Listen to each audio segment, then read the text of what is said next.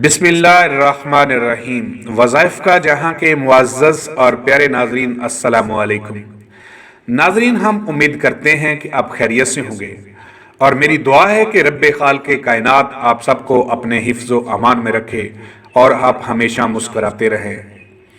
प्यारे नाज़रीन, आज हम आपके साथ नबी करीम सल्लल्लाहु अलैहि वसल्लम आका इमामुल अंबिया और हज़रत अली रज़ी अल्लाह ताला अन्हु के कुछ फरमाने आलीशान दुआ के बारे में कि दुआ इंसान एक मुसलमान दूसरे मुसलमान के हक में जब मांगता है तो वो क्या हैसियत रखती है, आपके साथ शेयर करने जा रहे हैं।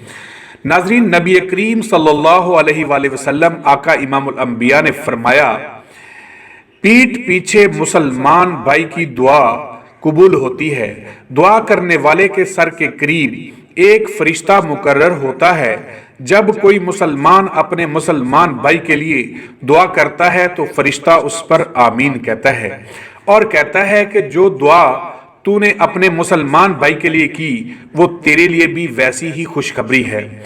नाज़रीन, प्यारे आका इमामुल अंबिया सल्लल्लाहु अलैहि वसल्लम का फरमाने आलीशान है कि अल्लाह पाक फरमाता है कि मैं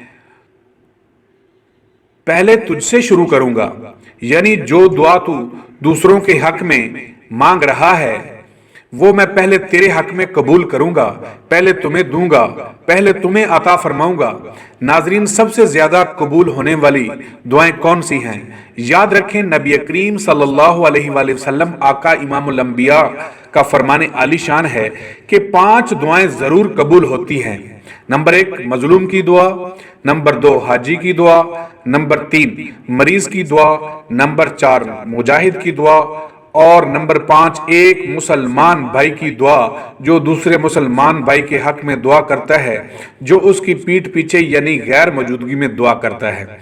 इन सब के बाद प्यारे आका इमामुल अंबिया सल्लल्लाहु अलैहि वसल्लम ने फरमाया कि जो दुआ इनमें सबसे ज्यादा कबूल होती है वो है जो एक मुसलमान भाई दूसरे मुसलमान भाई के हक में उसकी पीठ पीछे उसकी गैर मौजूदगी में दुआ करता है।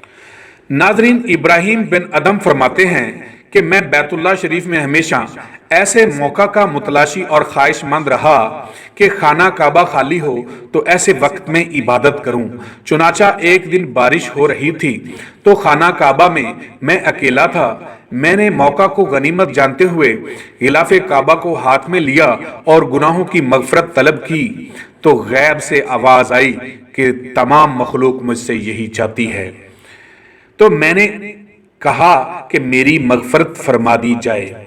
तो फिर गैब से आवाज आई कि तुम दूसरों की भी मगफरत की दुआ करो, क्योंकि ऐसी दुआ करना तुम्हारे लिए तुम्हारे हक में भी बेहतर है। नाजरीन, याद रहे, अल्लाह पाक सबकी दुआएं कबूल फरमाते हैं तो इसका बदला कभी फौरन और कभी देर से मिल जाता है।